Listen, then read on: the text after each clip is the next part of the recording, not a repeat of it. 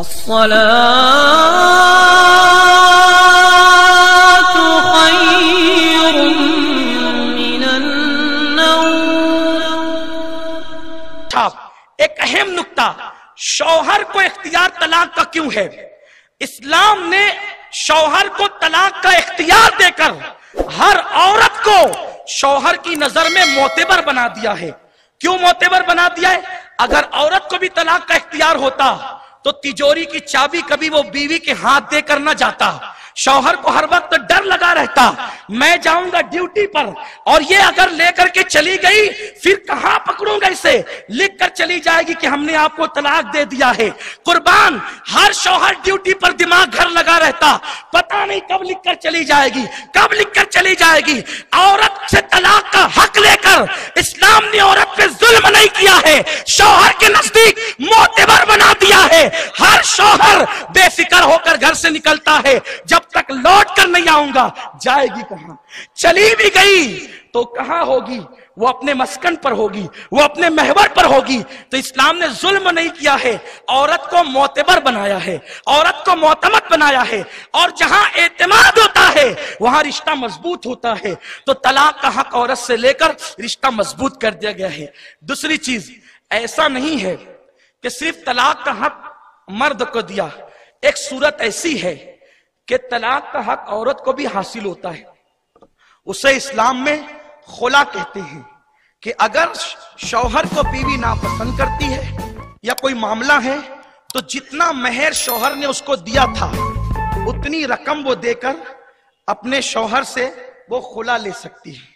پھر اس کے بعد آپ دیکھیں، ظلم نہیں ہے، اسلام میں ایک قانون قاضی کا قانون ہے، جو قاضی شرع ہوتا ہے اس کو اسلام نے اتنا اختیار دیا، اگر شوہر کسی پہ ظلم کرتا ہے طلاق نہیں دیتا، کیونکہ اسلام سے پہلے ایسا تھا کہ لوگ نکاح کرتے تھے، نکاح کرنے کے بعد پھر ایک طلاق دیتے تھے، عدت پوری ہونے سے پہلے یا طلاق پڑھنے سے پہلے پھر رجوع کرتے تھے، پھر طلاق دیتے تھے، پھر رجوع کرتے تھے، پھر طلاق دیتے تھے، پھر رجوع کرتے تھے۔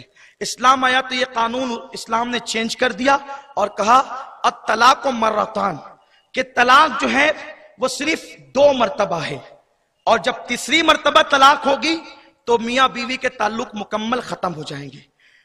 3 مرتبہ کبھی طلاق نہ دیں، اس لیے کہ جب آپ 3 مرتبہ طلاق دیتے ہیں، 3 مرتبہ طلاق اگر آپ دیتے ہیں تو پھر کوئی نباہ کی صورت نہیں رہ جاتی، کیونکہ وہ بیوی اسی وقت فوراً آپ سے اجنبی ہو جاتی ہے اور اس کے بعد وہ آپ کے ساتھ رہ نہیں سکتی۔ دور رسالت سے لے کر 1857 تک یا 1851 تک یہی قانون چلا آیا کہ 3 طلاق 3 ہے، لیکن اس کے بعد کچھ لوگ 2.5% اسلام میں ایسے پیدا کیا انگریزوں نے کہ جنہوں نے بہت سارے معاملات میں اختلاف پیدا کیا، تو طلاق کے معاملے بھی انہوں نے اختلاف پیدا کیا کہ یہ 3 نہیں بلکہ 1 ہے۔ آپ قرآن حدیث کو اپنی جگہ رکھیں، ہمارے ڈپارٹمنٹ کے لوگ بھی موجود ہیں، دانشور طبقہ بھی موجود ہیں، مہیلا منڈل کے لوگ بھی موجود ہیں، بڑے عظیم لوگ اس محفل میں ہیں۔ میں آپ سے پوچھتا ہوں کہ جو لوگ یہ کہتے ہیں کہ ایک محفل میں 3 طلاق ایک ہی ہوتی ہے، اس کو عقل بھی گوارا نہیں کرتی، مذہب بھی گوارا نہیں کرتا، اس کو ایک انداز سے یوں سوچے، ایک محفل میں چپل اتار کر اگر کوئی کسی کے گال پہ 3 مرتبہ مارے، جب وہ پولیس اسٹیشن میں کمپلین لکھانے کے لیے جائے گا تو کیا وہ یہ کہے گا کہ 1 مرتبہ مجھے مارا گیا یا 3 مرتبہ؟ آپ کہیں گے 3 مرتبہ۔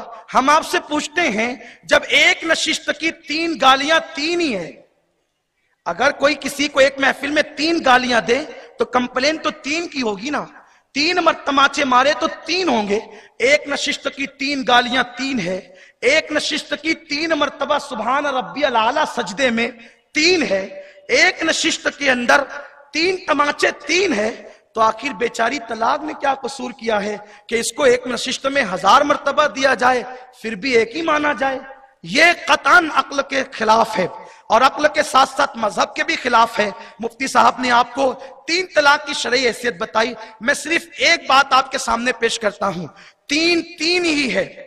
حضرت فاطمہ بنت قیس ان کا طلاق ہوا. کچھ لوگ آقا کے پردہ فرمانے کے بعد اس بڑھیا سے ملنے گئے اور کہا ہمیں طلاق کے بارے میں بتائیں. تو انہوں نے کہا میرے شوہر سفر پر جانے سے پہلے انہوں نے مجھے 3 طلاقیں دی اور 3 دی تو اللہ کے رسول نے تینوں کو نافذ کر دیا. 3 دینا گناہ ہے لیکن اگر کوئی دے دے گا تو نافذ ہو جائے گی. ہمارے نوجوان یہ سمجھتے ہیں کہ 3 طلاق جب تک 2 نہیں اس وقت تک طلاق ہوتی نہیں, اور جب غصہ ٹھنڈا ہوتا ہے سر پکڑتے ہیں, ہائے وائے کرتے ہیں. علماء سے کہتے ہیں کوئی رستہ نکالیں.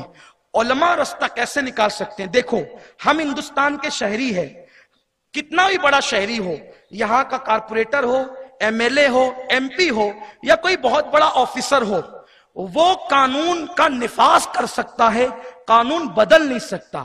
کسی بھی آفیسر کو ملک کا قانون بدلنے کا اختیار نہیں ہے.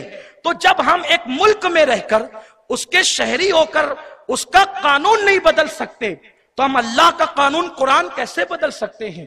آپ یہ جو کہتے کوئی رستہ نکالیں, راستے آپ بند کریں اور آپ کہتے ہیں راستے نکالیں. دیکھیے میں آپ کو ایک راستہ بتاتا ہوں.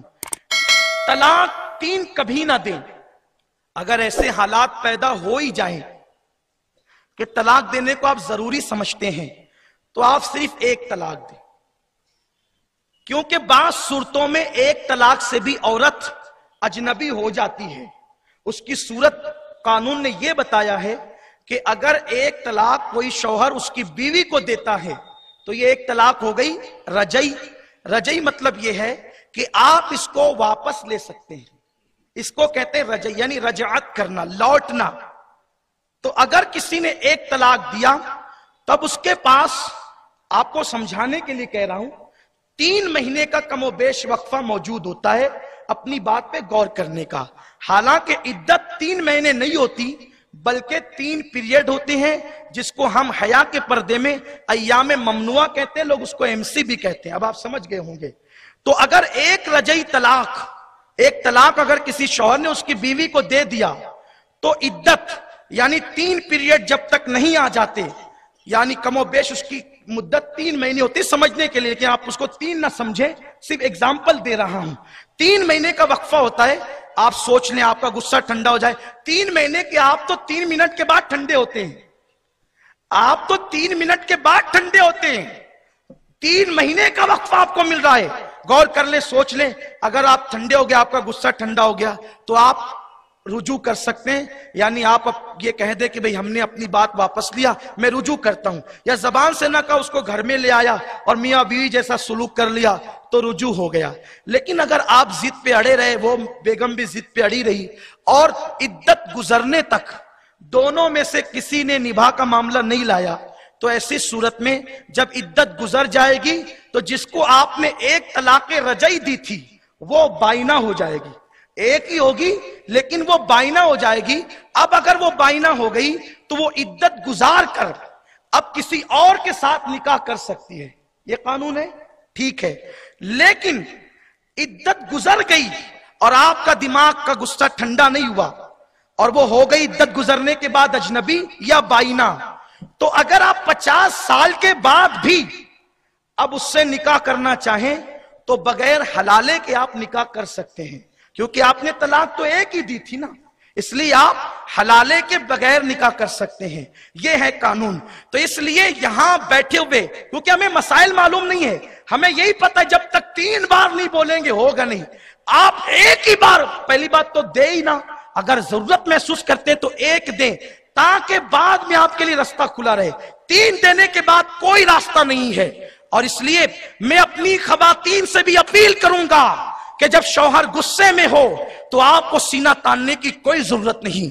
وفادار بیوی کا کیریکٹر یہ ہونا چاہیے جو اللہ کے حبیب علیہ السلام نے سیدہ فاطمہ کو کہا تھا, فاطمہ اگر تو نے اس حال میں انتقال کیا کہ تیرا شوہر تجھ سے راضی ہے تو میں محمد اعلان کرتا ہوں کہ تو جنتی ہے, اور اگر اس حالت میں تو دنیا سے کوچ کر گئی کہ تیرا شوہر تجھ سے ناراض ہے تو میں قیامت کے دن تجھ سے ملاقات نہیں کروں گا.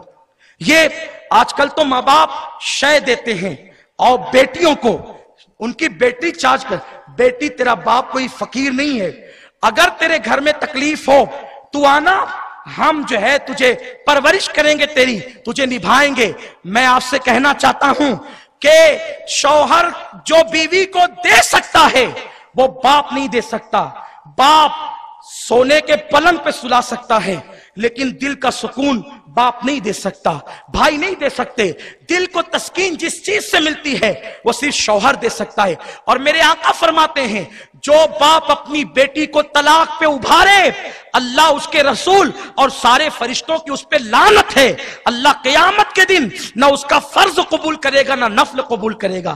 اپنی بیٹیوں کو صبر کی تلقین کرو۔ آقا کریم صلی اللہ علیہ وسلم فرماتے ہیں کہ جو عورت اپنے شوہر کے ظلم پہ صبر کرتی ہے اللہ اسے صبر آسیہ کا ثواب عطا فرماتا ہے، اور جو شوہر اپنی بیوی کے منہ چلانے پہ صبر کرتا ہے اللہ اسے صبر ایوب کا ثواب عطا فرماتا ہے۔ عورتوں کو چاہیے شوہر گرم ہو وہ نرم ہو جائیں۔